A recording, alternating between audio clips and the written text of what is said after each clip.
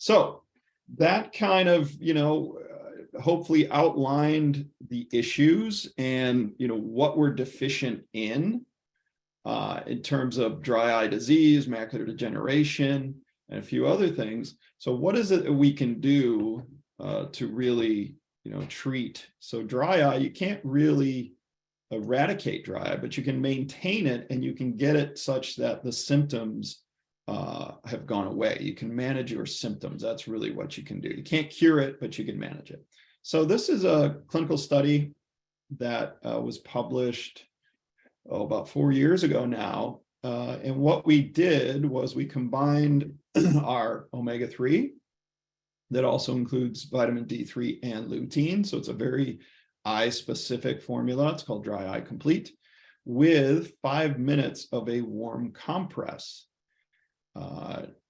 every day for 30 days with, I believe it was 37 patients. So the way we look at that in the eye world, that's 74 eyes.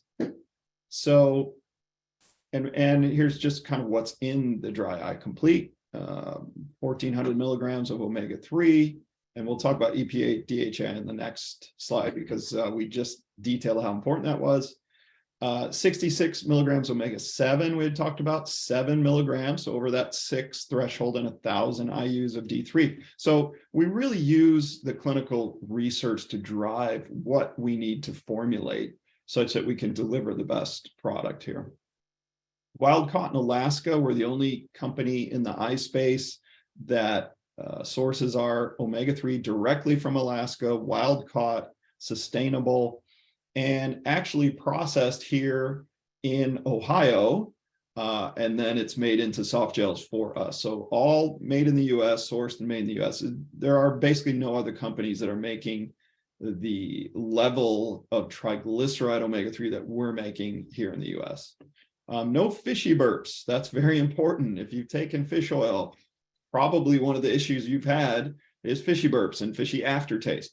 That is because it's an ethyl ester fish oil that I talked about earlier. Why does that matter?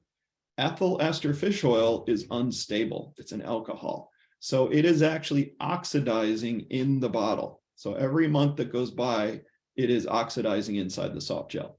And if you don't believe me, take your fish oil from the store that's ethyl ester omega-3, cut it open, and put it into a styrofoam cup.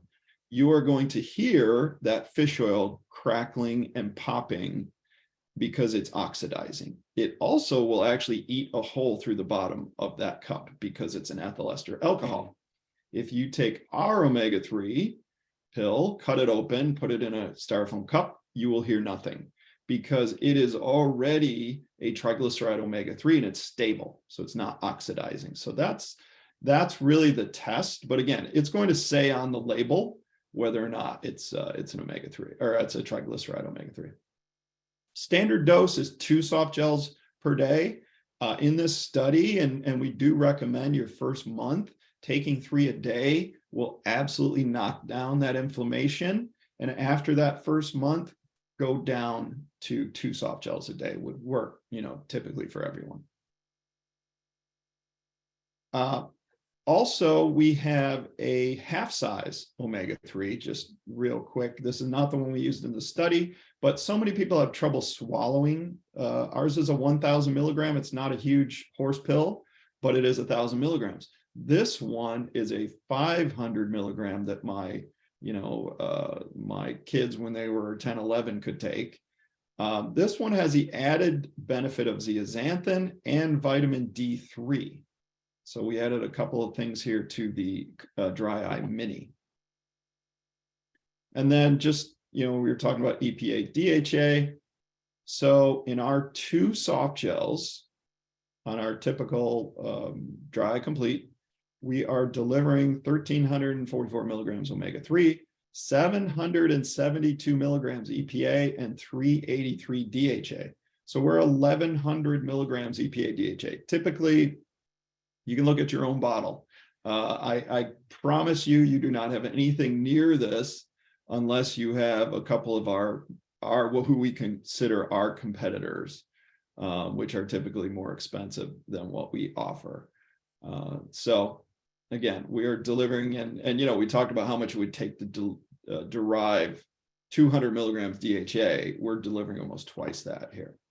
And again, certified sustainable fishery, caught in Alaska, you know, certified by the NSF. And that's exactly where they catch the fish there in Alaska. I've actually been to the dock. They would not let me get on the boat. I'm not a professional fisherman, so and when I looked at the waves, I didn't actually want to get on the boat anyway. But yeah. And just real quick on how they, you know, fish